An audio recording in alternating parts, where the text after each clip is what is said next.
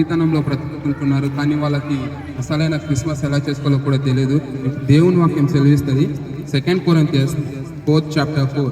For the God of this world has blinded the minds of the unbelievers, so that they cannot see the light of the gospel that displays the glory of Christ, who is the image of God.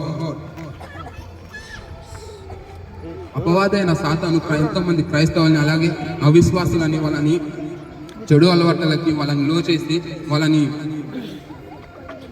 బ్లైండ్గా చేసేసి ఉంటున్నాడు.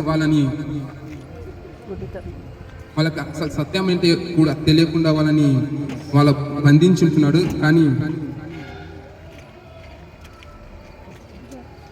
ఆ బంధకాలలోనే వాళ్ళు అసలుగా నిజంగా ఎలా చేసుకోవాలో కూడా తెలియకపోతుంటున్నది. అసలుగా నిజమైన క్రిస్మస్ అంటే దేవుని ఆరాధించటం. కానీ ఎంతోమంది క్రిస్టియన్స్ కానీ అలా చేసుకోరు.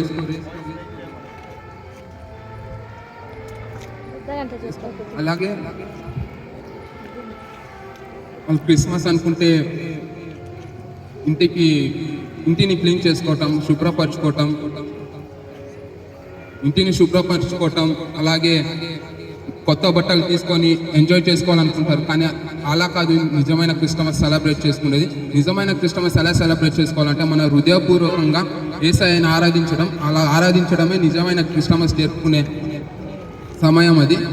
కానీ సాతాను వాళ్ళని ఎంతగానో వాళ్ళని గుడ్డితనంలో నడిపిస్తూ లోకమైన అలవాట్లకు వాళ్ళని లో చేసి ఉంటున్నాడు.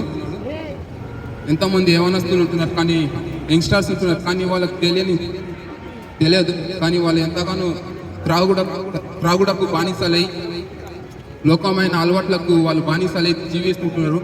పండగ వస్తే ఎక్కడ చూడని ఒక నేచర్ని ఇక్కడ చూసుకుంటాం. వాళ్ళకి ఇష్టం వచ్చినట్టు తాగుతూ అలా గొడవలు చేస్తూ ఉంటారు. కానీ వాళ్ళ ఇంట్లో వాళ్ళకు కూడా సమాధానం ఉండదు. అలా వాళ్ళ జీవితాన్ని నాశనం చేసుకుంటున్నారు. అలాగే దేవుని వాక్యం సెలవిస్తుంది Ephesians chapter 2:13 verses. But now in Christ Jesus, you who once were away have been brought near by the blood of Christ. ఈ వాక్యం ఏమని సెలవిస్తుంది అంటే, ముందుగా దేవుడు ఈ సృష్టిని సృష్టించినప్పుడు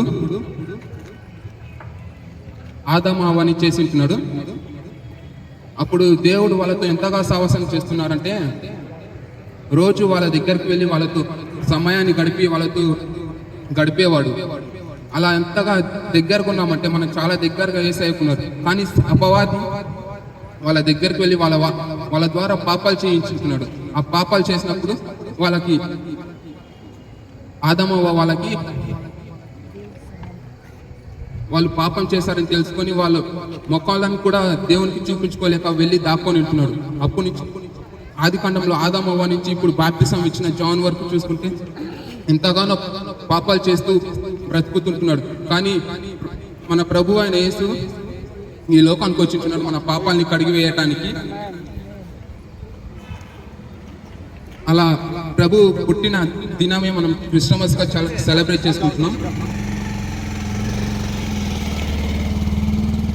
ఇంత గొప్ప త్యాగం చేసినాడంటే మన యేసయ్య మన పాపాలని కడిగి వేయటకు తను ఈ లోకంలోకి వచ్చి తన ప్రాణాలను అర్పించుకుంటున్నాడు. మనం సత్యం తెలుసుకొని నిజమైన క్రిస్మస్ చేసుకునే భాగ్యం మనం అందరం మారాలని వేడుకుంటున్నాను. అలాగే మీ అందరికీ advance happy Christmas. Thank you.